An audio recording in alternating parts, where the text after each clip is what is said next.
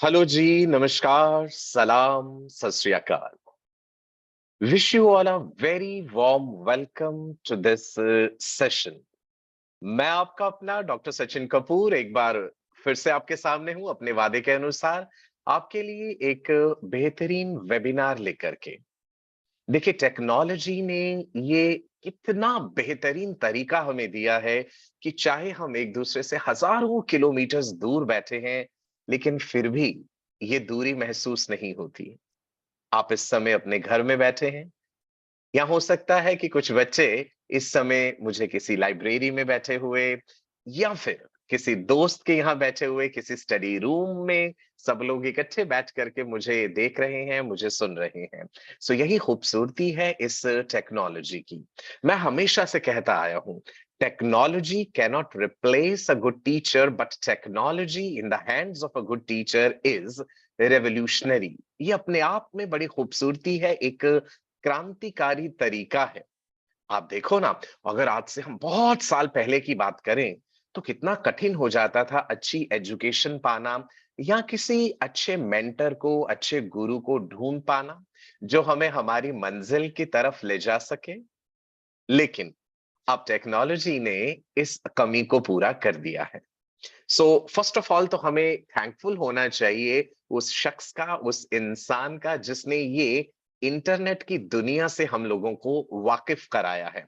मुझे तो खुद बड़ी खुशी होती है कि भाई अब कितनी सुविधा हो चुकी है। अब यूट्यूब पे आप कुछ भी देखना चाहें, या किसी भी सोशल मीडिया पे आप किसी भी पर्सनालिटी को ढूंढ सकते हैं, उनके नेक विचार जान सकते हैं। कई बार ऐसा होता है कि हम जीवन में हताश हो जाते हैं, निराश हो जाते हैं, तो हमें मोटिवेशन की जरूरत पड़ती है। एक मशीन भी अगर लगातार काम करती रहे, 24 घंटे काम करती रहे, तो वो भी तो थक जाएगी ना। इंसानी दिमाग भी कुछ इसी तरह का है। बहुत सारी फिजिक्स, केमिस्ट्री, बॉटनी, जूलॉजी आप लोग पढ़ते हैं, लेकिन कई बार ऐसा होता है कि कुछ की पॉइंट्स, कुछ की इंग्रेडिएंट्स जो कि सफलता के सीक्रेट्स हैं, जो कि सफलता के रहस्य हैं, वो हम नहीं जान पाते। डेली हम अपना टाइम टेबल बनाते हैं, आज इतने से इतने बजे हमें फिजिक्स पढ़ना है, केमिस्ट्री पढ़नी है, बायोलॉजी पढ़नी है, इतने क्वेश्चंस प्रैक्टिस करने हैं, एनसीईआरटी को रिवाइज करना है। इस जद्दोजहद में शायद कहीं कुछ इंपॉर्टेंट बातें छूट जाती हैं। जितना पोटेंशियल आप लोगों का है ना, शायद आप अपने फुल पोटेंशियल तक नहीं पहुंच पाते हैं। तो आज के मेरे इस वेबिनार का मकसद जो है वो यही है कि मैं आपको वो सारे राज, वो सारे रहस्य बता दूं जो एक इंसान को जीवन में सफल बनाते हैं। आप सबका तहे दिल से स्वागत है इस वेबिनार में। I wish you all a very very very warm welcome. सवालों और जवाबों का सिलसिला जारी रहेगा। आपके पास से सुविधा है, आप अपना कोई भी सवाल जो है मुझसे पूछ सकते हैं। आपका सवाल मुझ तक पहुंचेगा और आपके नाम के साथ में आपके उस सवाल का जवाब जरूर दूंगा। एक काम और कीजिएगा, दिल से मेरी बात मानिए, अपने साथ कागज कलम जरूर रख लीजिए, कॉपी और पेन। ये तो मैं हमेशा कहता हूं, भाई आपको वर्ल्ड फेमस डॉक्टर बनना है, तो ये कागज और कलम तो आपका साथ कभी नहीं छोड़ेंगे।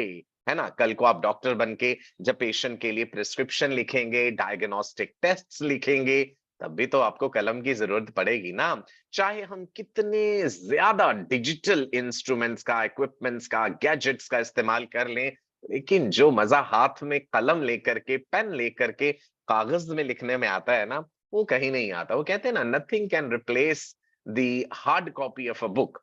चाहे आप अपने नोट्स को ऑनलाइन पढ़ लेते हैं, लेकिन जो किताब का एहसास होता है ना अपने पास, वो ये डिजिटल मीडिया हमें नहीं दे पाता है। तो इसीलिए मैं कह रहा हूं कि कागज और कलम अपने साथ जरूर रख लीजिए मेरे बच्चे। राइट नाउ शुरुआत करें। मैं आपके सवाल भी साथ साथ जरूर लेता जाऊंगा। इस समय अगर मैं देखूं तो बहुत से बच्चों ने सवाल ऑलरेडी भेज दिए हैं। गौतम ने, अंकिता ने, विकास ने, विनीत ने, वेल बहुत से बच्चों ने हाय और हेलो भी भेजा है हमें। That's really nice. Thank you so much जी। अच्छा, एक काम और कर लीजिए, अगर आपके एकेडमिक ग्रुप्स में कोई ऐसा स्टूडेंट है जिसे आप जानते हैं और आप वाकई ये मानते हैं कि वो नीट में एक बेहतरीन रैंक ला सकता है, तो इस वेबिनार को ज्वाइन करने का लिंक उन्हें भी जरूर भेज दीजिएगा। लाइव इस समय जब वेबिनार चल रहा है तो भी आप मुझे ज्वाइन कर सकते हैं। तो चलिए जी, शुरुआत करते हैं। What are the secrets of success. और हम सब लोगों का मकसद है नीट में एक बेहतरीन रैंक हम लोग जो है लेकर के आना चाहते हैं, है ना? आप सब लोग ये चाहते हैं कि नीट में बेहतरीन रैंक आए, चाहते हैं ना? बिल्कुल चाहते हैं। तो भाई सबसे पहले तो कागज कलम से लिख लीजिए कि नीट एग्जाम की जो तारीख है वो कौन सी है। That is 7 May 2023। नीट की परीक्षा, the most prestigious examination in India for entrance to various government as well as private medical colleges and various paramedical courses also। क्या आप जानते हैं कि नीट के एग्जाम के जरिए न केवल एमबीबीएस बल्कि और जितने भी मेडिकल और पैरामेडिकल कोर्सेज हैं उनमें आप प्रवेश पा सकते हैं। तो अगर आपका सपना है कि भाई आप अपना करियर मेडिकल रिलेटेड फील्ड में बनाना चाहते हैं, सो नीट एग्जाम ही केवल एकमात्र ऐसा एग्जाम है जिसके जरिए आप अपना सपना साकार कर सकते हैं, है ना? तो तारीख हमने लिख ली 7 मई 2023। और ये ऑफलाइन एग्जाम होगा, मतलब आपका एग्जामिनेशन सेंटर होगा, आपका एडमिट कार्ड आएगा, आपका एक प्रॉपर ड्रेस कोड होगा जिसे पहन करके आप एग्जामिनेशन सेंटर में जाएंगे, एक शांतिपूर्वक माहौल में बैठेंगे और अपनी परीक्षा देंगे। तो एक बात सुन लो मेरी, आप टेस्ट पेपर्स जो प्रैक्टिस कर रहे हो ना, ऑनलाइन तो आप करते ही होंगे, ऑफलाइन भी करना शुरू कर दीजिए। बड़ा जरूरी है। कई बच्चों को केवल ऑनलाइन प्रैक्टिस करने की आदत होती है, अपने टैबलेट पे, मोबाइल पे, कंप्यूटर पे, लेकिन अल्टीमेटली एग्जाम तो पेपर एंड पेन मोड में है ना, ऑफलाइन एग्जाम है। तो अपने आप को अभ्यास भी वैसा ही देना चाहिए। भाई जिस समंदर में हम तैरने जा रहे हैं उसकी गहराई का अंदाजा तो हमें होना ही चाहिए। सो मेरी पहली बात आप जो कागज कलम पे नोट करेंगे कि भाई हमें ये एग्जाम ऑफलाइन देना है, तो हमें अपने आप को अभ्यास या प्रैक्टिस भी ऑफलाइन करना जरूरी है। पहला पॉइंट, 7 मई को एग्जाम है। आज की तारीख से काउंट कर लेते हैं। आज क्या तारीख है भाई? आज की तारीख है 20 जनवरी, फ्राइडे। और इस समय रात के 8 बज के लगभग 5 मिनट हो चुके हैं। देखिए 5 मिनट बीत भी गए हम लोगों को बातचीत करते करते और समय का पता भी नहीं चला। घड़ी की सुइयां लगातार बढ़ती जाती हैं। और ऐसे ही 106 दिन, कितने दिन बचे हैं नोट कर लो ये भी, 106 डेज। लेकिन याद रखना, केवल 106 डेज नहीं है, रातें भी तो हैं। अपने आप को ये कह के क्यों डराना कि 106 दिन बचे हैं। राजा बेटा, रानी बेटियां, मैं हमेशा ये कहता हूं केवल दिनों को मत गिनिए, रातों को भी तो गिनिए। जिन्होंने जिंदगी में कुछ करना है, जीतना है, तो बातों से नहीं रातों से लड़ना सीखिए। रात भर जागना भी पड़ेगा, अपनी नींद कॉम्प्रोमाइज करनी पड़ेगी, अपना चैन, सुख, आराम, बहुत सारी चीजों को कॉम्प्रोमाइज करना होगा। यदि आप नीट एग्जाम में एक बेहतरीन रैंक चाहते हैं, यदि आप ये चाहते हैं कि जो गवर्नमेंट मेडिकल कॉलेज आपका सपना है, आई एम श्योर कोई ना कोई सपना तो जरूर होगा। मुझे आप मैसेज के जरिए ये भी जरूर बताइएगा कि कौन सा गवर्नमेंट मेडिकल कॉलेज आपका सपना है, किस कॉलेज में आप एडमिशन लेना चाहते हैं। टारगेट रखना तो जरूरी होता है भाई, ये नहीं सोचना कि कहीं भी मिल जाए तो हम एमबीबीएस कर लेंगे। ना ना ना, हर कॉलेज का इंफ्रास्ट्रक्चर, हर कॉलेज की फैकल्टी, हर कॉलेज की facilities, canteen, extra curricular activities सारी एक जैसी नहीं होती। कुछ इतने बेहतरीन गवर्नमेंट मेडिकल कॉलेजेस हैं जहां पे इतनी सारी सोसाइटीज हैं, drama society, dance society, sports society, yoga and meditation society. भाई केवल किताबी कीड़े तो हमें नहीं बनना। सिर्फ ऐसा थोड़े रहे 24 घंटे हम पढ़ते ही रहेंगे। कोई ना कोई हॉबी तो आपके अंदर भी होगी, है ना? मैं मान सकता हूं अभी जो है बहुत ज्यादा स्ट्रेस है पढ़ाई का, तो सारा फोकस आपका पढ़ाई में लगा होगा। अभी आप एक्स्ट्रा करिकुलर एक्टिविटीज पे इतना फोकस नहीं कर पा रहे। लेकिन राजा बेटा, कॉलेज तो ऐसा चुनो ना जहाँ पे स्विमिंग भी सिखाई जाए, जहाँ पे लॉन टेनिस भी हो, टेबल टेनिस भी हो, सिंगिंग कॉम्पिटिशन्स भी हो, डांस कॉम्पिटिशन्स भी हो, बड़े बड़े सेलिब्रिटीज भी आए। क्या आप जानते हैं गवर्नमेंट मेडिकल कॉलेजेस में बड़े बड़े सेलिब्रिटीज भी आते हैं जब उनके एनुअल फेस्टिवल्स होते हैं। अब मैं आपको ये सब क्यों बता रहा हूं? मैं इसलिए बता रहा हूं ताकि वाकई में ही आपकी आंखों में वो सपना और ज्यादा चमक जाए। आप वाकई ही ये दृढ़ निश्चय कर लें, भाई मुझे तो मौलाना आजाद मेडिकल कॉलेज जाना है, मुझे तो university college of medical sciences में जाना है, मुझे तो वर्धमान महावीर मेडिकल कॉलेज में जाना है, मुझे तो ग्रांट्स में जाना है, मुझे तो एएफएमसी जाना है, मुझे तो पौंडीचेरी जाना है। पौंडीचेरी का तो माहौल अपने आप में ही इतना जबरदस्त है। तो कोई ना कोई तो ड्रीम गवर्नमेंट मेडिकल कॉलेज सोच रखा है। जो कागज कलम मैंने कहा था ना अपने साथ रखो, उसके ऊपर लिख लो भाई मेरा ड्रीम गवर्नमेंट मेडिकल कॉलेज ये है। अब जिसका एम्स दिल्ली है, all India institute of medical sciences Delhi, उसको तो और भी ज्यादा कड़ी मेहनत करनी होगी। 720 में से 710 नंबर लाने होंगे, तब जाकर के ये सपना साकार हो सकता है। सपने देखिए और उन्हें पूरा करने के लिए कड़ी मेहनत, कठिन प्रयास ये भी आपको करना होगा। मंजिलें उन्हें नहीं मिलती हैं जिनके ख्वाब बड़े होते हैं। मंजिलें उन्हें नहीं मिलती हैं जिनके ख्वाब बड़े होते हैं। मंजिलें उन्हें मिलती हैं जो जिद पर अड़े होते हैं। तो आप लोग जिद्दी हैं क्या, बताइए मुझे। आप में से कितने लोग ऐसे हैं जो ये दावे के साथ कह सकते हैं कि भाई हम तो बहुत जिद्दी हैं। मैं साथ के साथ सवाल भी लेना चाहूंगा। Raksha Kothari, hello Raksha, how are you. Raksha ने सवाल भेजा है, सर प्लीज टेल नोट्स को कैसे बनाएं या एनसीईआरटी में ही लिखें। बेटा अगर मैं अब कहूं, जैसे आज की तारीख और 106 दिन बने बचे हैं, मैं कहूं अब अलग से एक नोट्स कॉपी बनाना शुरू कर दीजिए, वो तो सही नहीं रहेगा, उसमें तो बड़ा समय लग जाएगा। अगर मैं इन 106 दिनों को गिनूं तो आपकी जो एनसीईआरटी है 11वीं की 12वीं की, इसी में आप इंपॉर्टेंट पॉइंट्स नोट कर लीजिए। वो छोटी छोटी पीले रंग की चिट्स आती है ना, उनको चिपका लीजिए, हाइलाइटर से अंडरलाइन कर लीजिए चीजों को, है ना। तो एनसीईआरटी में बना लो अब तो, क्योंकि समय कम बचा है। जिन लोगों को पहले से हैबिट है, जो बनाते आ रहे हैं, उनके लिए ये चीज चल जाएगी कि वो अपने नोट्स बना सकते हैं। अगला सवाल अमन कुमार ने पूछा है, सर मेरे मार्क्स बायो की वजह से कम हो रहे हैं, मैं कैसे इंप्रूव करूं। हेलो हेलो अमन कुमार, भाई बायोलॉजी तो इतना इंटरेस्टिंग सब्जेक्ट है, आपने तो मेरा दिल तोड़ दिया ये कह के कि बायो की वजह से स्कोर कम हो जाता है। मैं तो ये चाहता हूं कि अमन मुझे ये लिखो कि बायो ही मेरा सबसे मजबूत सब्जेक्ट है। आकाश बाइजूस नीट यूट्यूब चैनल पे आप मेरे वीडियोस देख सकते हैं बायोलॉजी के, ऑलमोस्ट सारे टॉपिक्स मैंने जो है कवर करे हुए हैं। राइट जी, आपको बिल्कुल नहीं डरना चाहिए बायोलॉजी से। एनसीईआरटी पे फोकस रहिए, और जहां कोई टॉपिक नहीं समझ आ रहा है, वीडियो देखिए साथ में, फास्टर स्पीड पे देख लीजिए, और क्वेश्चन प्रैक्टिस जरूर कीजिए, है ना।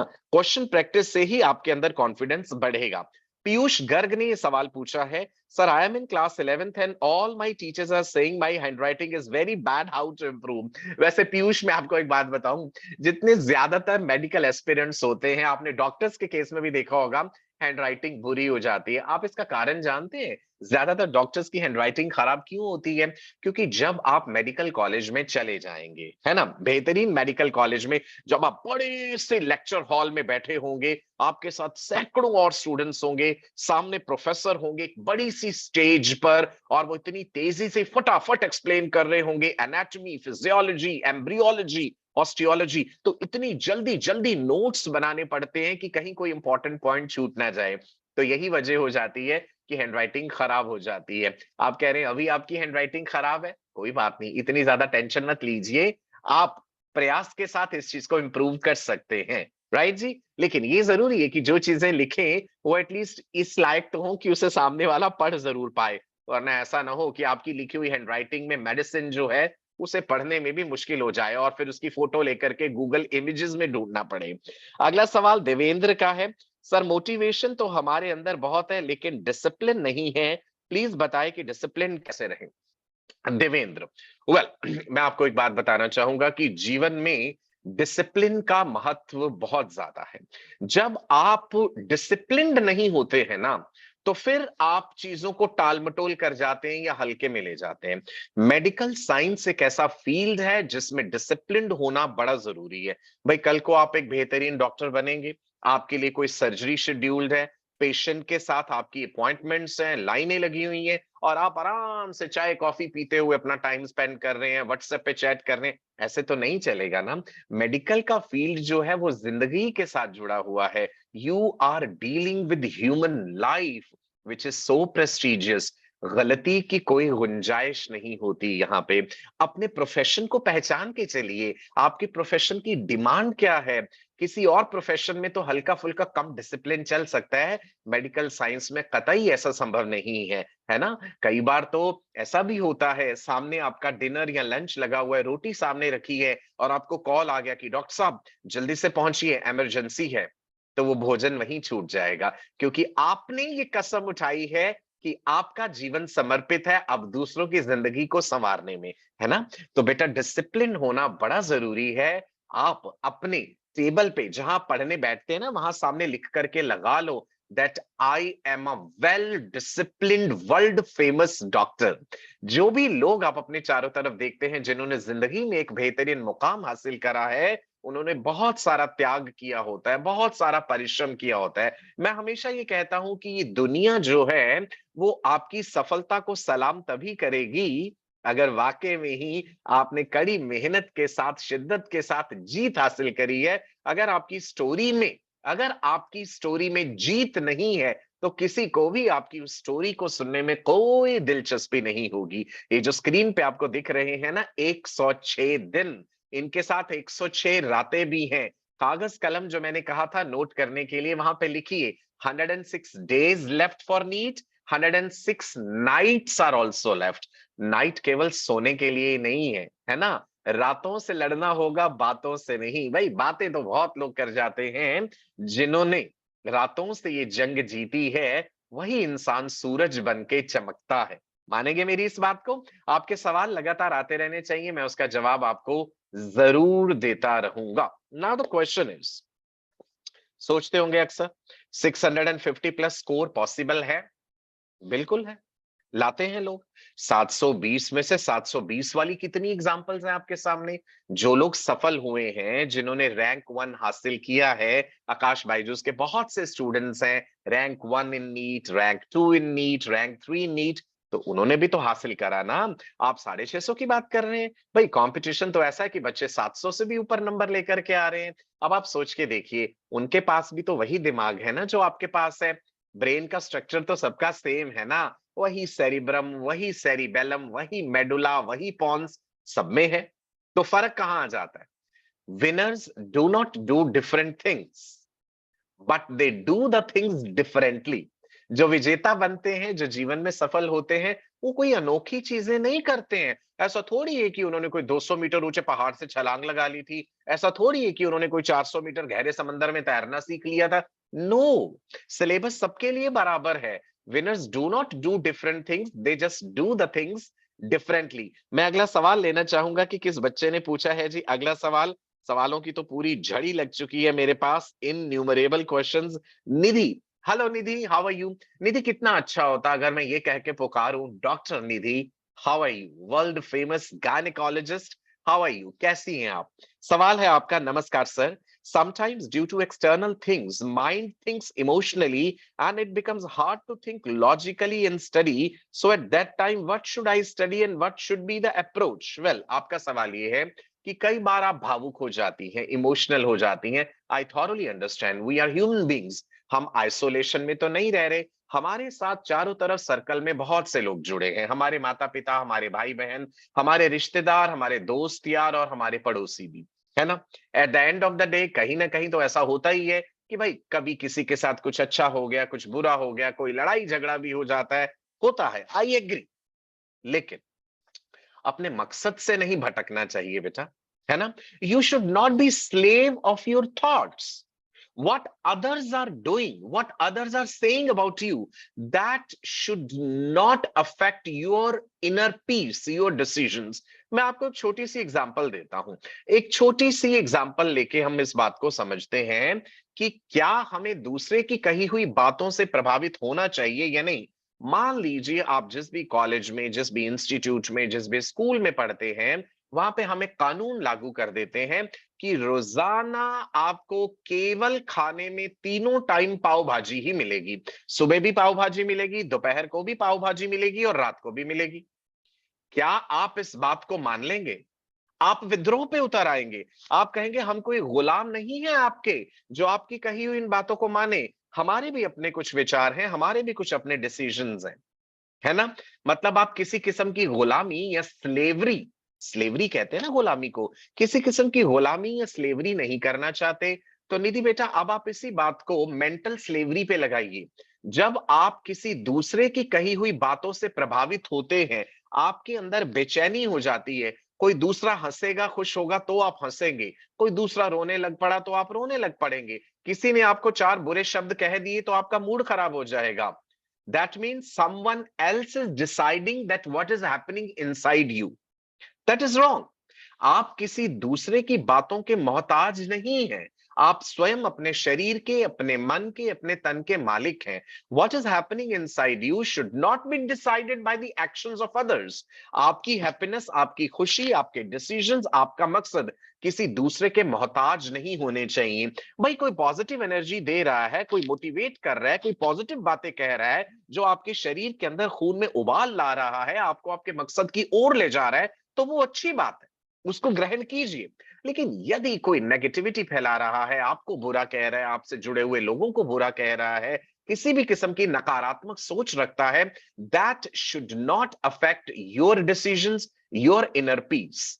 Clear Nidhi? आई होप आप मेंटल स्लेवरी नहीं करना चाहेंगी। जब आप फिजिकल स्लेवरी नहीं करना चाहते आप सभी लोग, तो मेंटली भी किसी के गुलाम क्यों बने? हम अपनी मर्जी के मालिक स्वयं हैं, है ना? अपनी जिंदगी को हम स्वयं संवारेंगे। अब आप देखिए स्क्रीन पे एक शब्द लिखा है इम्पॉसिबल, असंभव। लेकिन हमने उस इम्पॉसिबल में से आई और एम को काट दिया तो बन गया पॉसिबल। अच्छा, इम्पॉसिबल शब्द को अगर हम गहराई से पढ़ें तो इसका मतलब है आई एम पॉसिबल, मैं पॉसिबल हूं। तो मतलब एनीथिंग इज पॉसिबल। क्या आप जानते हैं हमारा दिमाग किसी भी ऐसी बात को सोच नहीं कर सकता, कोई भी ऐसी कल्पना कर ही नहीं सकता जो एग्जिस्ट ना करती हो। आपके अंदर जितना भी मेमोरीज का भंडार है, जो भी आपकी सोच है, वो आपने कहां से ग्रहण करी है? अपनी इंद्रियों से, अपनी ज्ञानेंद्रियों से, जिन्हें हम सेंस ऑर्गन्स कहते हैं। द सेंस ऑफ साइट, आंखें, द सेंस ऑफ विजन भी जिसे हम कह देते हैं, the sense of hearing, the sense of smell, the sense of taste, the sense of touch. ये सारी सेंसेस ही तो हैं जिससे आपने ये सारी इंफॉर्मेशन इकट्ठी करी है ना? तो जितनी भी आपकी सोच है, जो भी आपके अंदर छुपी हुई मेमोरीज हैं, वो केवल भंडार हैं, जितनी भी बातें आपने वातावरण से ग्रहण करी हैं। तो अब से आप ध्यान रखिएगा, पॉजिटिव चीजें ही, हमने केवल पॉजिटिव एनर्जी को ही अपने अंदर आने देना है। अपने डिसीजंस हमने खुद बना करके रखने हैं। हमें अपने ऊपर आत्मविश्वास रखना होगा। You have to believe in yourself.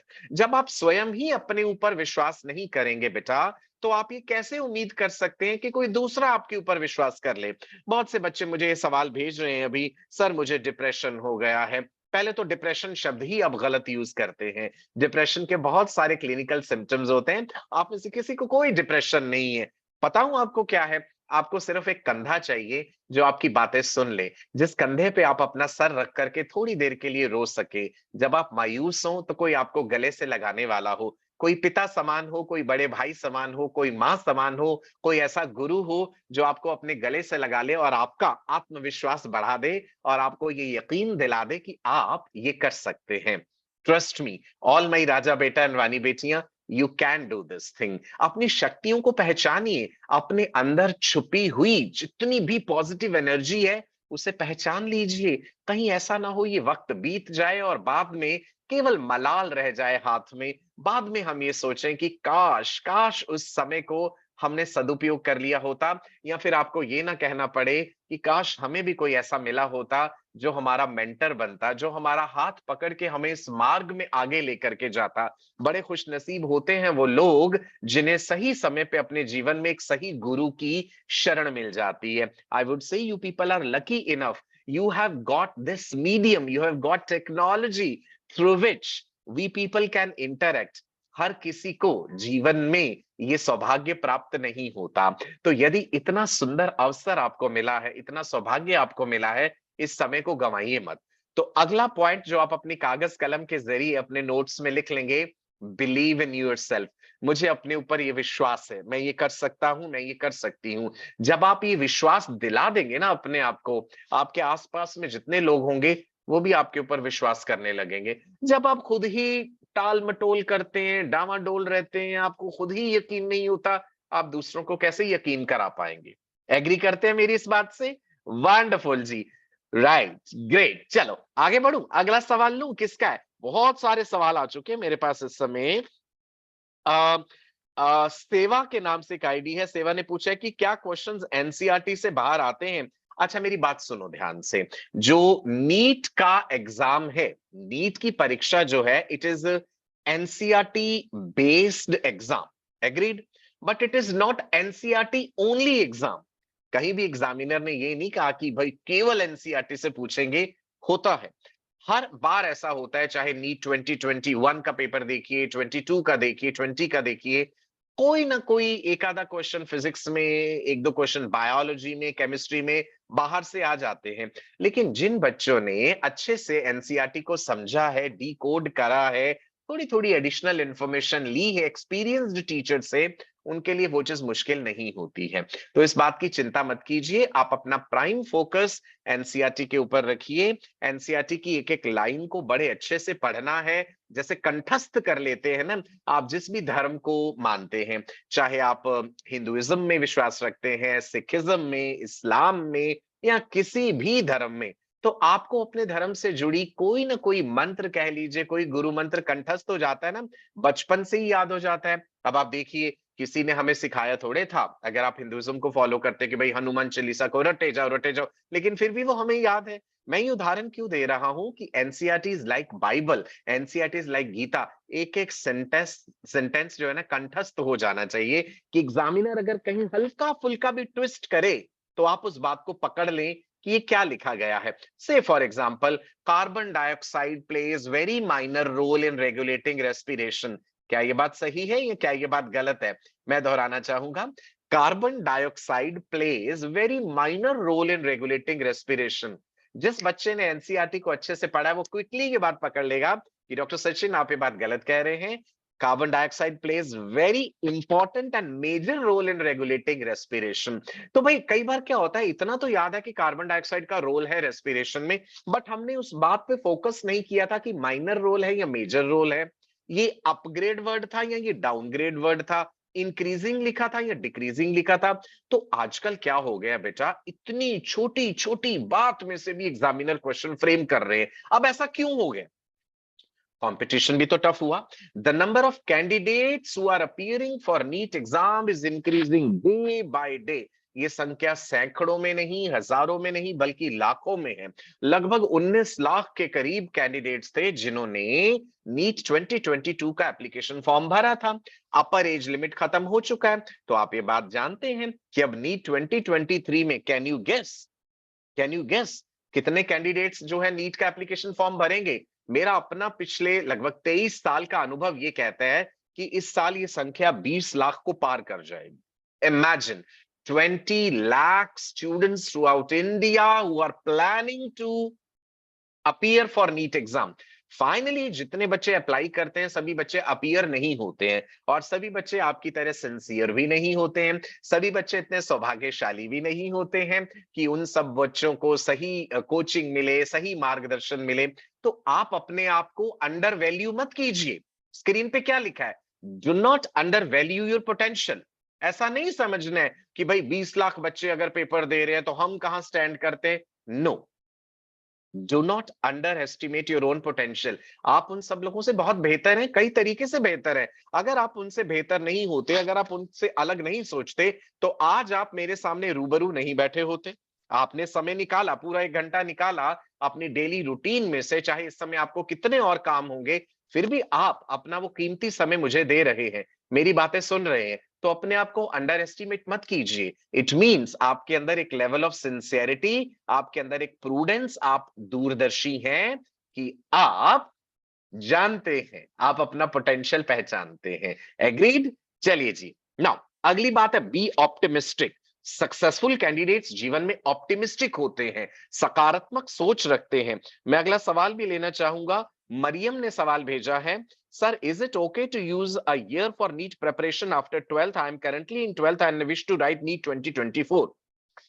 बिल्कुल, इट इज परफेक्टली ओके। बहुत से बच्चे ऐसे होंगे जो मुझे इस समय देख रहे हैं जो नीट 2023 दे रहे हैं। I wish all of them the very best of luck कि आपका बेहतरीन रैंक आए, आपको ड्रीम गवर्नमेंट मेडिकल कॉलेज मिले।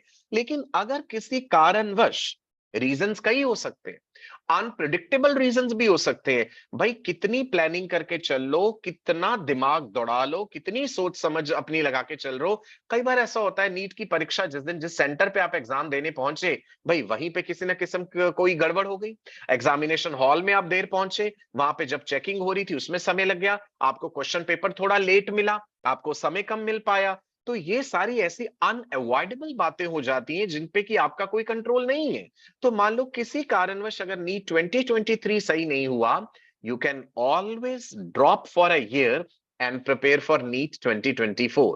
अब मैं ऐसा क्यों कह रहा हूं, बहुत बच्चे हैं वो सोचते हैं कि हम ड्रॉपर कहलाएंगे, हम रिपीटर कहलाएंगे, भाई एक साल कहीं हमारे जीवन का बर्बाद ना हो जाए, ऐसा मत सोचिए। आप ये सोच करके चलिए कि यदि आप एक बेहतरीन कैरियर चाहते हैं जिंदगी भर के लिए, एक ऐसा कैरियर चाहते हैं कि हर कोई आपको सैल्यूट करे, आपके पास नाम हो, आपके पास शोहरत हो, आपके पास रुतबा हो, आपके पास सिक्योरिटी हो, तो आप क्या अपने जीवन के लिए एक साल और समर्पित नहीं कर सकते हैं? जिंदगी भर इस चीज का मलाल रखना, इस बात के लिए रिग्रेट करते रहना कि भाई मैंने क्या कैरियर चुन लिया, मैं तो गलत जगह आ गया, काश मैंने मेहनत करी होती तो आज मैं किसी और जगह पे होती, ये कहने से बेहतर ये नहीं है कि एक साल अपने आप को फिर और दे लो। तो जहां तक ये ड्रॉप करने का सवाल है, मैं तो 100% इसकी फेवर में हूं। अगर आप डेडिकेटेड हैं, आप डिटर्मिन्ड हैं, आपको अपनी कमियां पता चल गई कि किस कारणवश से मेरा सिलेक्शन नहीं हो पाया था या क्या अनअवॉइडेबल सर्कमस्टेंसेस रह गए, लेकिन मुझे अपने मकसद में कामयाब होना ही होना है, तो you can always afford to give one more year to your preparation. चलो अब अगली बार डिस्कस करते हैं, बी ऑप्टिमिस्टिक। अच्छा, कहने को बड़ा आसान लगता है ना, कई बार लगता है कितनी किताबी सी बातें हैं, पॉजिटिव सोच रखो, ऑप्टिमिस्टिक रखो, भाई कैसे ऑप्टिमिस्टिक सोच रख ले हम, कितनी सारी प्रॉब्लम्स हैं। नहीं, प्रॉब्लम्स वो लोग गिनते हैं जिन्हें बहाने चाहिए होते हैं। विकल्प बहुत से मिलेंगे मार्ग से भटकाने के लिए, विकल्प मतलब ऑल्टरनेटिव्स, विकल्प बहुत से मिलेंगे मार्ग से भटकाने के लिए, संकल्प एक ही काफी है मंजिल तक ले जाने के लिए। माउंट एवरेस्ट तक भी लोग चढ़ जाते हैं, मजबूत इरादे, बुलंद इरादे इंसान के अंदर इतनी स्फूर्ति भर देते हैं, इतना जोश भर देते हैं कि वो बड़ी से बड़ी कठिनाई को भी पार कर जाता है। ऑप्टिमिस्टिक रहिए, पॉजिटिव रहिए और दिल से पॉजिटिव रहिए। सिर्फ ऐसे नहीं है कि कहने के लिए हाँ हम पॉजिटिव हैं, हम पॉजिटिव हैं, लेकिन आप अंदर जो है ढेर सारी परेशानियां, ढेर सारी टेंशन्स लेकर के बैठे हुए हैं। नहीं, ऐसे नहीं चलेगा, ऐसे नहीं चलेगा। ऑप्टिमिस्टिक जब मैंने कहा है तो अपने ऊपर भरोसा रखना होगा। आप अपने ऊपर भरोसा रखेंगे तभी आपके माता पिता जो है वो आपके ऊपर भरोसा रख पाएंगे। जब आप स्वयं ही किसी बात को लेकर के विचलित रहेंगे, तो फिर आप दूसरों को कैसे यकीन दिला सकते हैं, है ना? ये तो ऐसी एक एग्जांपल देता हूं मैं आपको, एक जोक है, आप सुनिएगा, आप भी हंसेंगे मेरी इस बात को सुनकर के। एक बार क्या होता है कि भाई एक ना पेशेंट होता है, डॉक्टर के पास जाता है, उसकी सर्जरी होने वाली होती है।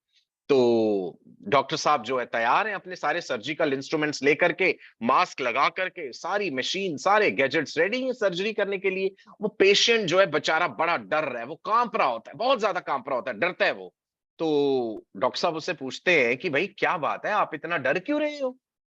तो वो जो पेशेंट होता है वो कहता है कि डॉक्टर साहब ये ना मेरी पहली सर्जरी है, इसलिए मुझे बड़ा डर लग रहा है। मैंने जिंदगी में कभी सर्जरी नहीं करवाई, ये जिंदगी में पहली सर्जरी है, पहली बार मैं ऑपरेशन थिएटर में हूं, इसलिए मुझे बड़ा डर लग रहा है। तो अब आप उस डॉक्टर का कॉन्फिडेंस देखिए। वो डॉक्टर कहता है, अरे डरने की कोई बात नहीं है, मेरी भी तो पहली सर्जरी है, मैं भी जिंदगी में पहली बार सर्जरी कर रहा हूं तुम्हारी, देखो मुझे तो बिल्कुल डर नहीं लग रहा। है ना मजेदार बात? अब आप ये देखिए कि डॉक्टर का कॉन्फिडेंस तो कितना जबरदस्त था, लेकिन डॉक्टर का ये कॉन्फिडेंस देख करके उस पेशेंट पे क्या गुजरी होगी, जिसे डॉक्टर जो पहले ही डर रहा था और डॉक्टर ने कह दिया कि मेरी भी पहली सर्जरी है, मुझे तो बिल्कुल डर नहीं लग रहा। एनीवे, जोक्स अपार्ट, मैं ये नहीं चाहूंगा कि आप अपने पेशेंट से ऐसे कहें वरना उनका दिल दहल जाएगा। आत्मविश्वास जब उड़ान भरता है तो इंसान सोच से भी बड़ा करता है। जो आप सोच भी नहीं सकते, जो आपके आसपास जुड़े हुए लोग सोच भी नहीं सकते, जब आपके अंदर आत्मविश्वास उड़ान भरेगा ना, तो आप इतना बेहतरीन कर जाएंगे। ट्रस्ट मी, ऑल माई राजा बेटा, all my future doctors, you have the potential. That is the reason you are watching me live on this Akash Byju's NEET platform. अगर आपके अंदर वो उड़ान भरने वाला आत्मविश्वास नहीं होता ना, तो फिर आप और हम इस समय ये बातचीत ना कर रहे होते। मैं अगला सवाल लेना चाहूंगा, मेरे पास बहुत सारे सवाल आ रहे हैं। नेक्स्ट क्वेश्चन मुझे भेजा है जी रिया ने। Sir, I have a problem in assertion reason, majorly in option A and B. What to do?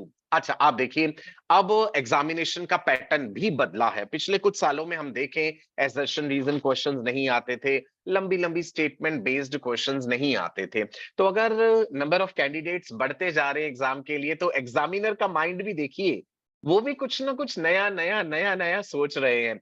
कई बच्चे मुझे कहते हैं कि नीट में कोचिंग लेना क्यों जरूरी है। Here comes the role of the coaching. एक एक्सपर्ट मेंटर, एक एक्सपर्ट टीचर इस बात को प्रिडिक्ट कर सकता है कि अब एग्जामिनर और नया क्या डाल देगा।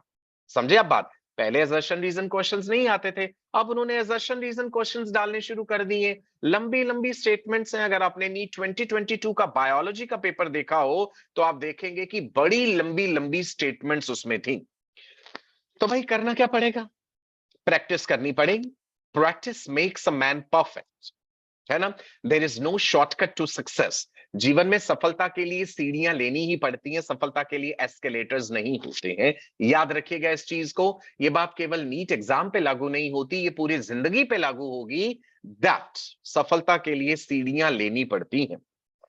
असर्शन रीजन को प्रैक्टिस करने का सबसे बेहतरीन तरीका होता है कि एनसीईआरटी में जब आप कोई चैप्टर पढ़ रहे हैं और जहां भी कहीं आपको दो लाइनें ऐसी मिलती हैं कि सेकंड लाइन पहली वाली लाइन के साथ कहीं ना कहीं जुड़ी हुई है, उसे लिख करके देख लो, अपने हाथों से लिखो।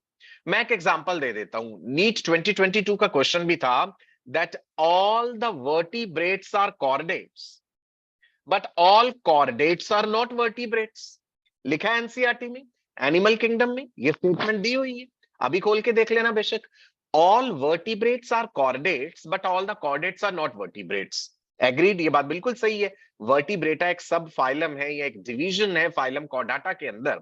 सारे कॉर्डेट्स तो वर्टिब्रेट्स नहीं होते। वर्टिब्रेट्स तो वही है जिनमें notochord is replaced by vertebral column. अब इस बात का सही रीजन क्या होना चाहिए? ये तो है एजर्शन।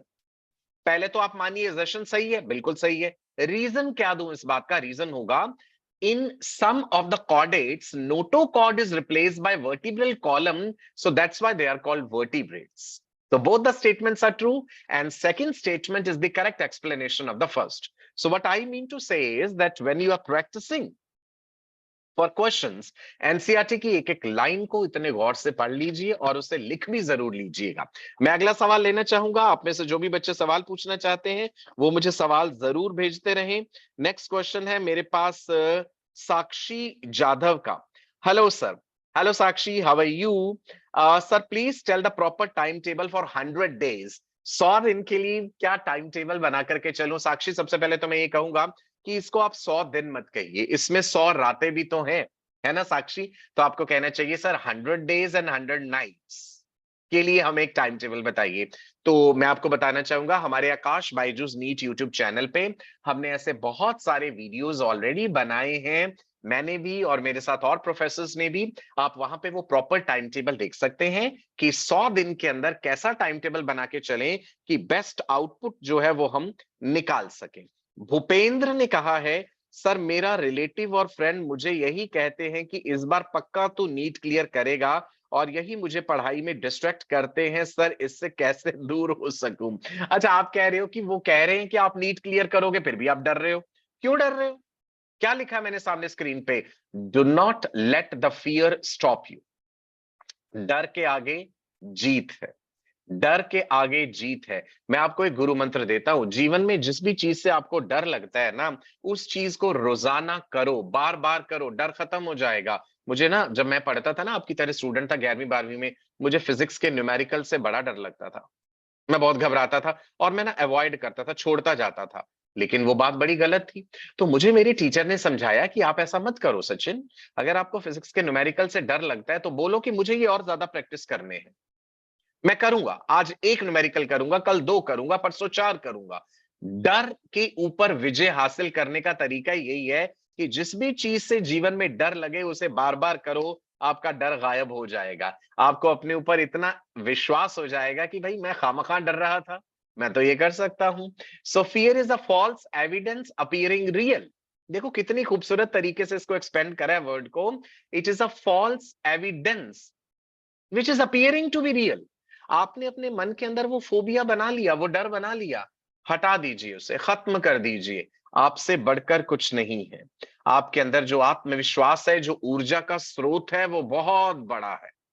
इस ब्रह्मांड को आपने पॉजिटिव एनर्जी देनी है। ब्रह्मांड आपको, ये यूनिवर्स आपको पॉजिटिव एनर्जी लौटाएगा। This is for sure. आप अगर इस ब्रह्मांड को डर और खौफ देंगे, ये वापस आपको डर और खौफ ही देगा। आप ये भी तो पढ़ते हैं ना, कितने सारे सिद्धांत पढ़ते हैं। Every action has an equal and opposite reaction. Whatever you give to the universe, the same bounces back to you. So why not to give positive energy? Why not to have positive thoughts? क्या जाता है ऐसा करने में? जीवन अनमोल है। अपने इस अनमोल जीवन को किसी सकारात्मक कार्य में ही तो लगाना चाहिए, किसी बेहतरीन काम में ही तो लगाना है आपने। राइट? अगला सवाल लेना चाहूंगा जी। Don't be afraid of failure.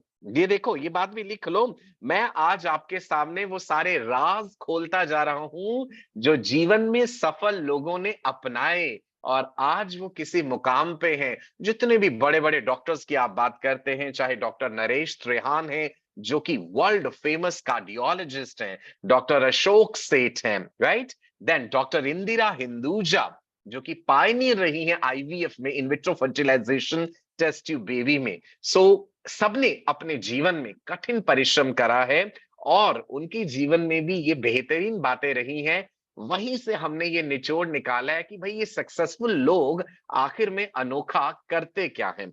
अगला सवाल मैं लेना चाहूंगा जी। Is it necessary to make notes और just watch the videos? Alish ने ये बात पूछी है।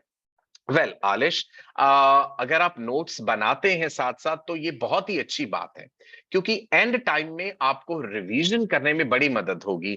अक्सर हमारे दिमाग की आदत होती है, आपने कोई वीडियो देखा, चाहे डाइजेस्टिव सिस्टम का, रेस्पिरेटरी सिस्टम का, उस समय तो चीजें आपको अच्छे से समझ आ गई। हफ्ते बाद काफी चीजें दिमाग से उड़ चुकी होंगी। यादाश्त क्या है, मेमोरी क्या है? ब्रेन में साइनेप्सिस का बनना। What is a synapse? Junctional region between the two neurons. जब आप कोई नई चीज सुनते हैं, याद करते हैं, तो साइनेप्स बन जाते हैं। साइनेप्सिस में ना प्लास्टिसिटी होती है, बनते भी रहते हैं, टूटते भी रहते हैं, बनते रहते हैं, टूटते रहते हैं। जब साइनेप्सिस टूट गए तो यादाश्त आपकी कमजोर पड़ जाती है, हम भूल गए। तो बेहतर तरीका होता है कि रेपिटिशन करो उस चीज का। नोट्स जब लिखे जाते हैं, जब कोई चीज लिख करके आपके हाथों से गुजरती है, उसके याद रहने की संभावना उतनी ज्यादा बढ़ जाती है। So it is always better to make notes. Colourful notes बनाइए, अलग अलग रंगों का इस्तेमाल कीजिए। लाल रंग, नीला रंग, हरा रंग, पीला रंग। हमारा दिमाग जो है वो कलर्स को बड़े बेहतरीन तरीके से याद रखता है। ये बात आपको पता है? हमारा ब्रेन कलर्स को बहुत अच्छे तरीके से याद रखता है। तो आप कलरफुल नोट्स जो है बेटा वो बना सकते हैं। राशि कह रही है, sir I am getting lower marks in all the mock test, even I am working hard, how can I make strategies for this? Rashi, अब मॉक टेस्ट में आपके नंबर कम आ रहे हैं। अब आपने ये रीजन नहीं लिखा कि भाई क्यों कम आ रहे हैं। क्या जो क्वेश्चन आपके सामने आता है उसकी थ्योरी आपने नहीं पढ़ी? आपको कमी ढूंढनी पड़ेगी ना कि क्या थ्योरी ही नहीं पढ़ी थी। अगर थ्योरी नहीं पढ़ी तो फिर ऑब्वियसली आप क्वेश्चन नहीं कर पाओगे। अब आप दूसरी बात लेते हैं कि हमने थ्योरी तो अच्छे से पढ़ ली थी, लेकिन हमने मॉक टेस्ट में अपीयर होने से पहले उस पर्टिकुलर टॉपिक से रिलेटेड क्वेश्चंस प्रैक्टिस नहीं करे थे, तो क्वेश्चन प्रैक्टिस करने पड़ेंगे।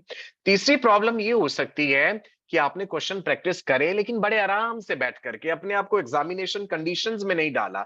बहुत से बच्चे ही गड़बड़ कर जाते हैं। 50 क्वेश्चन बायो के लेके बैठ गए, लेट गए आराम से, ऐसे एक एक एक एक एक, एक टिक मारते रहे, हो गया पेपर। ऐसे नहीं होता पेपर। जैसे फाइनली एग्जामिनेशन हॉल में जब नीट का पेपर देना है, जैसे वहां बैठा जाएगा ना, कुर्सी पे बैठ करके स्ट्रेट टेबल पे सामने रख के, घड़ी की सुइयां टक टक टक टक टक चल रही होंगी, टाइम बाउंड कंडीशंस में उन क्वेश्चंस को कीजिए। समय भी बड़ा इंपॉर्टेंट है। नीट का एग्जाम केवल आपकी नॉलेज का खेल नहीं है। नीट का एग्जाम केवल नॉलेज का खेल नहीं है बेटा।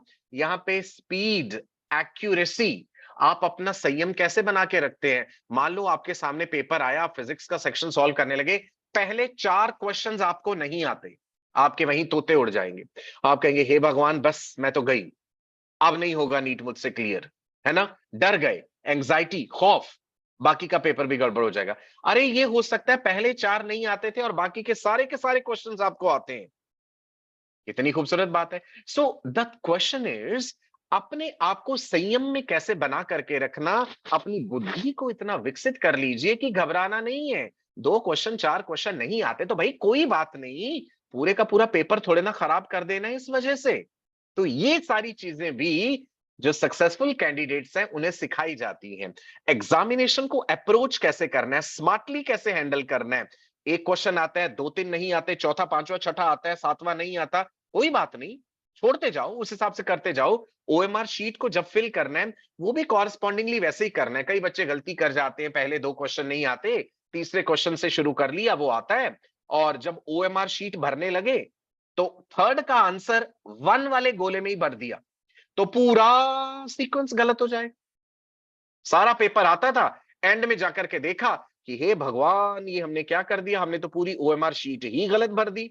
वहीं पे आंसू टप टप टपकने लगेंगे, वहीं पे सिंपैथेटिक नर्वस सिस्टम एक्टिव हो जाएगा, हाथ पैर कांपने लगेंगे, पसीना आने लग जाएगा, डर के मारे गला सूख जाएगा, डर के मारे आंखें फटे की फटी रह जाएंगी, है ना? तो ये नहीं करना है। How you have to appear smartly in the paper is equally important. यही एक सच्चा गुरु, एक प्रशिक्षित शिक्षक आपको सिखा सकता है। ठीक है जी। लिखा है do not be afraid of the failure. यदि आप फेल होने के डर से आगे प्रोग्रेस नहीं करेंगे तो फिर जीवन नहीं चलेगा। आप ये सोच के देखिए कि अगर कोई इंसान किसी चीज में फेल हुआ है, किसी स्पोर्ट्स इवेंट में वो हार गया है, तो वो एटलीस्ट उससे तो बेहतर है जिसने ट्राई ही नहीं करा, जिसने अटेम्प्ट ही नहीं करा। जो मैदान में आकर के लड़ा है और वो किसी कारणवश हार गया, चाहे उसकी स्ट्रेटेजी गलत रही थी या चाहे उस समय कुछ कंडीशंस ऐसी थी कि वो हार गया, बट स्टिल मैं ये कहूंगा कि वो उस इंसान से बेहतर है जिसने हिम्मत हार दी, जिसने मैदान छोड़ दिया। तो हमें कभी भी जिंदगी में फेलियर को ऐसे नहीं लेना चाहिए कि अब हम दोबारा सक्सेसफुल नहीं होंगे। वो कहते हैं ना लहरों से डर के नौका पार नहीं होती, लहरों से डर के नौका पार नहीं होती, कोशिश करने वालों की कभी हार नहीं होती। नन्ही चींटी दाना लेकर के जब दीवारों पे चढ़ती है, देखा कभी छोटी छोटी चींटियां दाने लेके दीवारों पे चढ़ती हैं, टेढ़ी मेढ़ी दीवारों से 100 बार फिसलती है। मन का विश्वास रगों में साहस भरता है, मन का विश्वास रगों में साहस भरता है, आखिर उसकी कोशिश बेकार नहीं होती, कोशिश करने वालों की कभी हार नहीं होती। कोशिश हमें करनी है, चाहे 106 दिन बचे हैं, चाहे 105 दिन बचे हैं, हमें हिम्मत नहीं हारनी। भैया कौन जाने नीट का एग्जाम बहुत इजी आ जाए, वही क्वेश्चंस आ जाएं जो आपने पढ़े हुए हैं, आखिर के हफ्ते में जो आप रिवीजन करेंगे उसी में से पूछ लिया जाए, राइट? पूरा जीवन बदल जाए उससे। तो ना तो अपने आप को अंडर एस्टिमेट करना है, ना ही दूसरों को यह मौका देना है कि वो आपको अंडर एस्टिमेट कर पाए, अंडर वैल्यू कर पाए।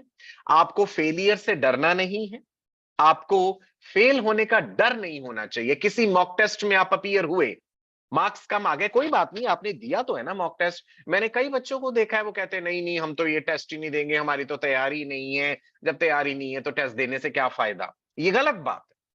मैं कहूंगा चाहे अधूरी थी तैयारी, चाहे पूरी थी तैयारी, मॉक टेस्ट पेपर्स आपको जरूर जरूर देने चाहिए। बी एंथुजियास्टिक, आपके अंदर एंथुजियाज्म होना चाहिए, जीवन में कुछ कर गुजरने का साहस होना चाहिए, है ना? स्फूर्ति होनी चाहिए, तभी मजा आता है। बुझे बुझे नहीं रहना हर समय, पढ़ाई को बोझ नहीं समझना है। अगर आप पढ़ाई को बोझ समझ रहे हैं तो फिर आप गलत दिशा में जा रहे हैं। ये मत सोचिए कि बस नीट एग्जाम की तैयारी कर लेंगे, पढ़ाई यहीं तक है, इसके आगे तो नहीं पढ़ना पड़ेगा, जीवन बदल जाएगा, ऐसा नहीं होता है। एमबीबीएस फर्स्ट ईयर में जाके भी इतनी बड़ी बड़ी किताबें पढ़नी पड़ेंगी, Gray's anatomy, Guyton's physiology, Ganong's physiology, Lehninger biochemistry, Satyanarayana biochemistry, Langman's embryology. भैया भरमार है किताबों की। और ना केवल एमबीबीएस फर्स्ट ईयर में, MBBS second year, third year, आगे का जीवन पढ़ाई में बीतना है।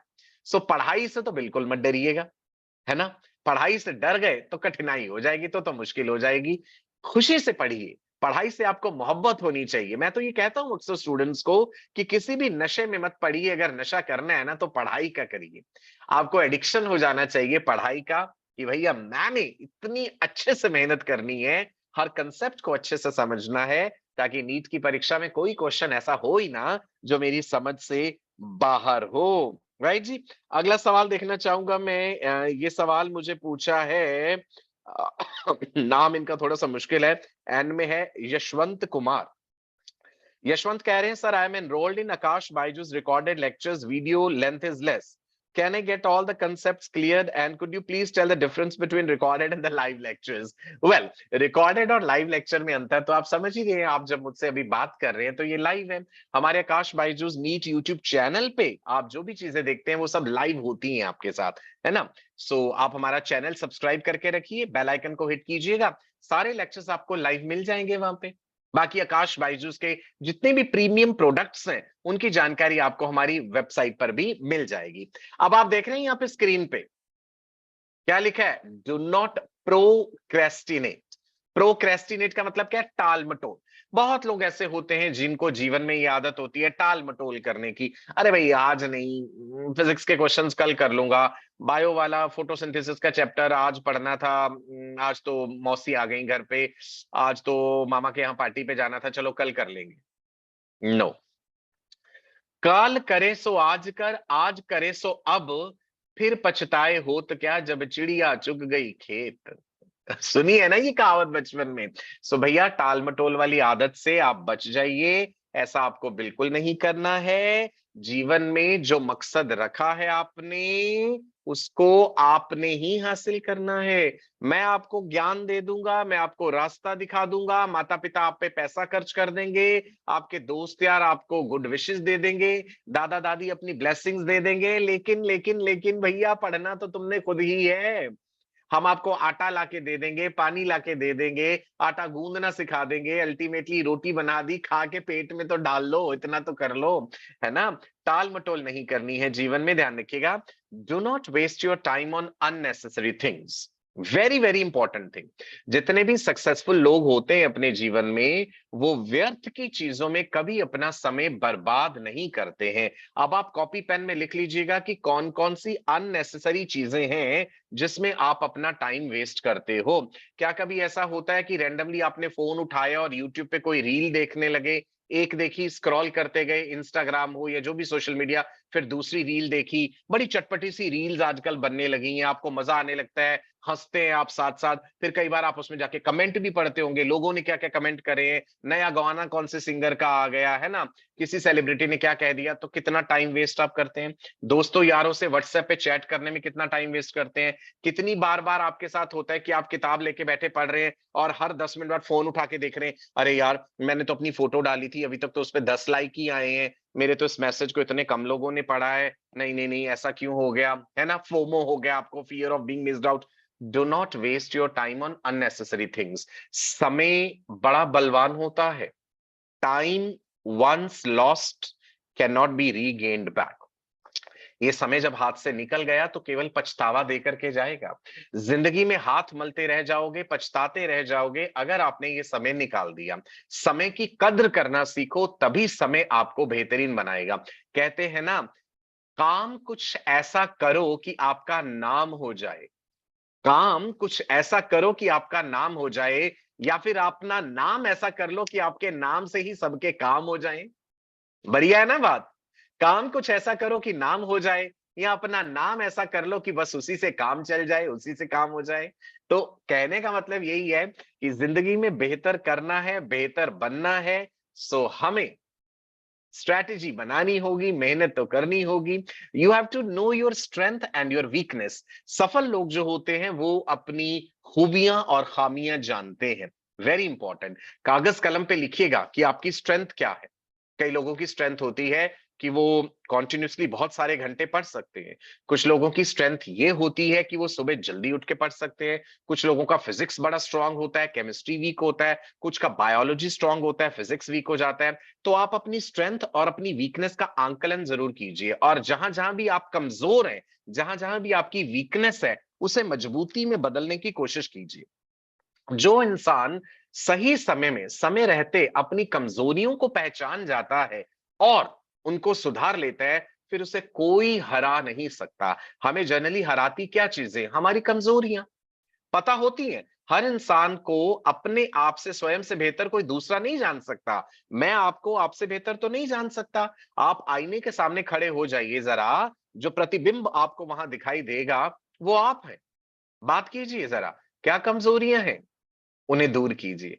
पहले उन्हें जान लीजिए और उन्हें मान लीजिए। जानना और मानना दोनों इंपॉर्टेंट है, और उसके बाद सुधारना। ट्रस्ट मी, फिर आपको कोई नहीं हरा सकता ना।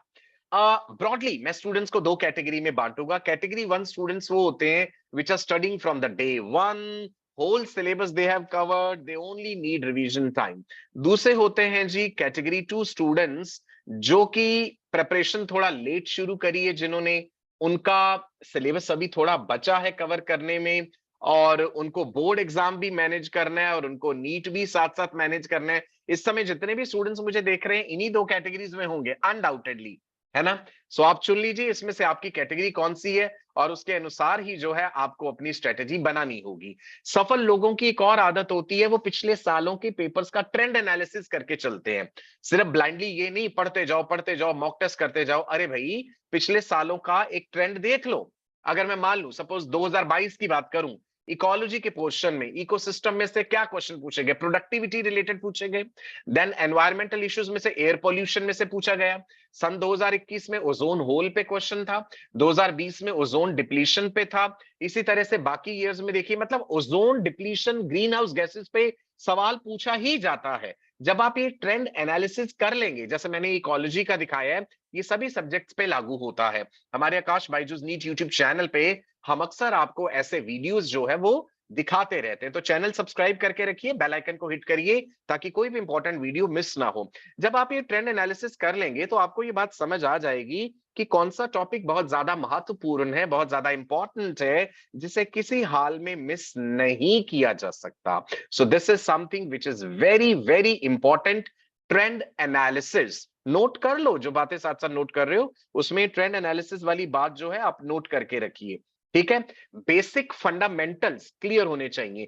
किसी भी चीज में चाहे बहुत ज्यादा गहराइयों में ना जाओ, लेकिन उसका बेस जरूर क्लियर होना चाहिए। अगर बेस क्लियर है ना, तो एप्लीकेशन बेस्ड क्वेश्चंस भी आप बना सकते हैं किसी भी विषय में। फिजिक्स, केमिस्ट्री, बॉटनी, जुओलॉजी में कोई भी एरिया ऐसा मत छोड़ देना आप, जो आप कह दो कि मैंने पूरी तरह से छोड़ दिया, यार मैंने सेमीकंडक्टर्स के बारे में पढ़ा ही नहीं, मैंने पूरा ही छोड़ दिया, मैंने तो नर्व इंपल्स ट्रांसमिशन मुझे समझ ही नहीं आया, मैंने तो पूरा ही छोड़ दिया। नहीं, ये नहीं करना है।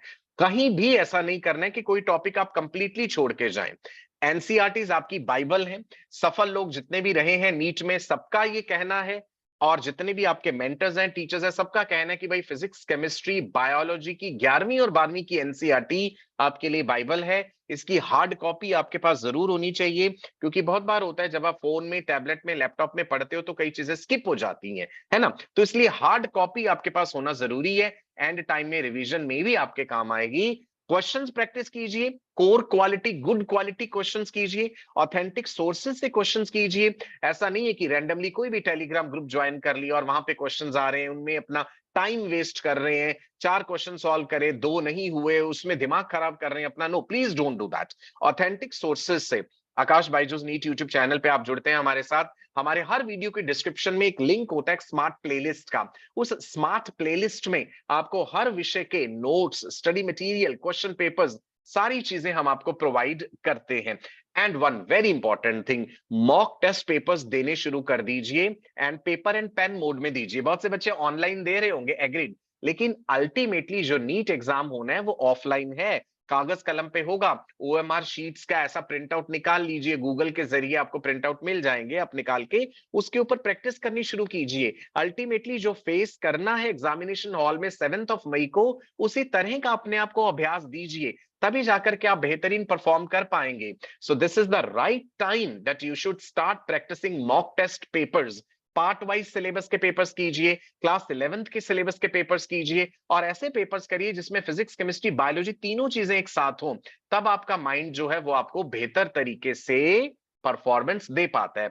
छोटी छोटी गलतियां जो आपसे रोजाना होती हैं, जो मिस्टेक्स हैं, जल्दबाजी में जो कर जाते हो, या अक्सर आपको मैं तो ये वाली वैल्यू ही भूल जाता हूं, ये तो फॉर्मूला ही मुझे याद नहीं होता, नहीं, उन चीजों को अवॉइड कीजिए, मिस्टेक कॉपी बनाइए अपनी। ठीक है जी। चलिए अब मैं आपको बता दूं कि जो बच्चे हमारे कुछ प्रीमियम प्रोडक्ट्स लेकर के हमारे साथ जुड़ना चाहते हैं, सो हमारे पास अलग अलग तरह के प्रोडक्ट्स हैं, rankers package, scholars package, daily practice set package, mock test package है। सो आप वीडियो के साथ आपको डिस्क्रिप्शन भी मिल जाएगा, हमारी वेबसाइट पे भी आप देख सकते हैं, हमारे चैनल पे भी हम इसके बारे में बताते हैं। आप इनमें से कोई भी प्रोडक्ट चुन सकते हैं और स्पेशल डिस्काउंट भी हम आपको ऑफर कर रहे हैं। YT NEET 10 अगर आप ये कोड यूज करते हैं तो आप हमारा कोई भी प्रोडक्ट जो लेते हैं, जो हमने यहाँ पे मेंशन करे हैं, आपको उसमें स्पेशल डिस्काउंट भी मिलेगा। हमारे हर वीडियो की डिस्क्रिप्शन में आपको एक स्मार्ट प्लेलिस्ट नजर आती है, उस स्मार्ट प्लेलिस्ट के लिंक पे क्लिक कीजिएगा और आपको वन स्टॉप सॉल्यूशन मिल जाएगा for all your needs related to NEET. एक और बात मैं बताना चाहूंगा, ये आकाश बायजूस नीट की कंप्लीट टीम है जो डिफरेंट प्रोग्राम्स रन कर रही है हमारे Aakash Byju's NEET YouTube channel पे। एनसीईआरटी स्पॉटलाइट, बायो की रणनीति, concept booster, master stroke, CBSE students के लिए स्पेशल सीरीज चल रही है हमारी, that is CBSE end game and Trump card series भी है। तो इस बेहतरीन चैनल पे बेहतरीन प्रोफेसर्स की मेंटरशिप के जरिए आप अपने मुकाम को हासिल कर सकते हैं। ये हमारा टेलीग्राम चैनल है जी, नीट आकाश डिजिटल। आप इस टेलीग्राम चैनल को ज्वाइन कर सकते हैं, यहाँ पे हम रेगुलरली हर तरह की इंपॉर्टेंट इंफॉर्मेशन आपके साथ शेयर करते हैं which is related to NEET. So I am sure आपको ये सेशन बहुत पसंद आया होगा, आपने एंजॉय करा है। इस तरह के और बेहतरीन वेबिनार्स हम आपके लिए लेकर के आते रहेंगे। आप अपना फीडबैक जो है इस वेबिनार के एंड होते ही हमारे साथ शेयर कर सकते हैं। मुझे बड़ी खुशी हुई कि आज मैं अपने अनुभव में से आप लोगों को कुछ बातें बता पाया। मैं आशा करता हूं, उम्मीद करता हूं कि ये आपका जीवन बदल देंगी। मेरे वीडियोस देखने के लिए आप मुझे यूट्यूब पे सर्च कर सकते हैं डॉक्टर सचिन कपूर के नाम से। चलिए जी, आई थिंक अब समय हो चुका है आप लोगों से विदा लेनी चाहिए। मैं आपको नमस्कार कहता हूं, ढेरों गुड विशेस देता हूं। ऐसे और वेबिनार्स के जरिए हम आपसे मिलते रहेंगे। नमस्कार, bye bye, God bless you all.